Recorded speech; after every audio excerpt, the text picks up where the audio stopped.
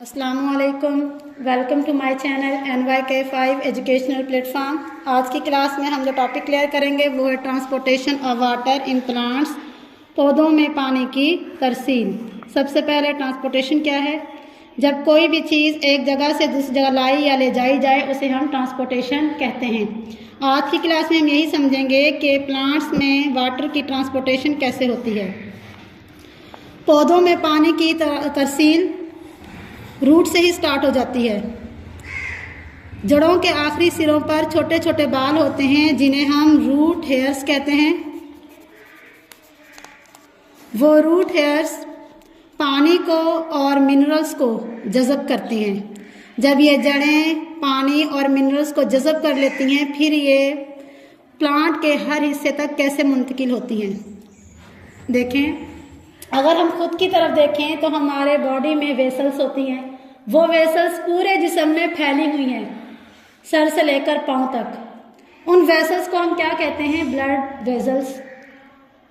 उन blood vessels का काम क्या होता है? ब्लड को पूरे जिस्म में सर्कुलेट करना। इसके अलावा इसका दूसरा काम ये होता है कि स्मॉल इंटेस्टाइन से न्यूट्रिएंट को जज़ब करके जिस्म के हर हिस्से में मुंतकिल करना होता है। बिल्कुल इसी तरह प्लांट में भी वेसल्स होती हैं जो नालियों या पाइप की तरह होती हैं।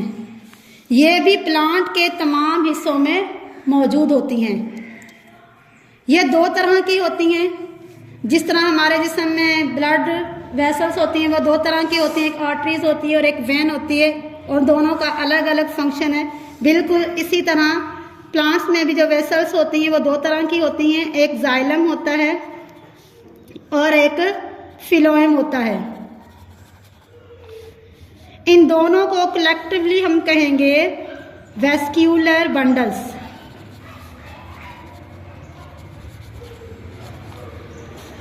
जाइलम का काम क्या होता है? वाटर को ट्रांसपोर्ट करना पौधे के तमाम हिस्सों तक, और फिलोएम का काम होता है फ्रूट को ट्रांसपोर्ट करना प्लांट के तमाम हिस्सों तक। अब जब ये जड़ें पानी और मिनरल्स को जज़ब कर लेती हैं तो इन जड़ों में वेस्क्यूलर बंडल्स मौजूद हैं, तो जाइलम भी वहाँ मौजूद है। जाइलम उस वाटर को और मिनरल को पौधे के तमाम हिस्सों में ट्रांसपोर्ट करेगा। पानी और मिनरल्स पहले जड़ से होते हुए स्टेम में आएंगे, फिर लीफ, फिर फ्लावर, फिर फ्रूट्स वगैरह में। उसके बाद होता है फूड। हम सब जानते हैं फ्रूट जो है वो लीव्स में बनता है और ये फोटोसिंथेसिस के थ्रू बनता है। पौधे माहौल से वाटर को और कार्बन डाइऑक्साइड को जज़ब करके पानी की, सूरज की मौजूदगी में अपना खाना खुद तैयार करते हैं। उनका जो फूड होता है वो शुगर की फॉर्म में होता है। जब यहाँ उनका फूड तैयार हो जाता है तो पत्तों में भी वेस्क्यूलर बंडल्स मौजूद होती हैं और इनमें फिलोएम होता है।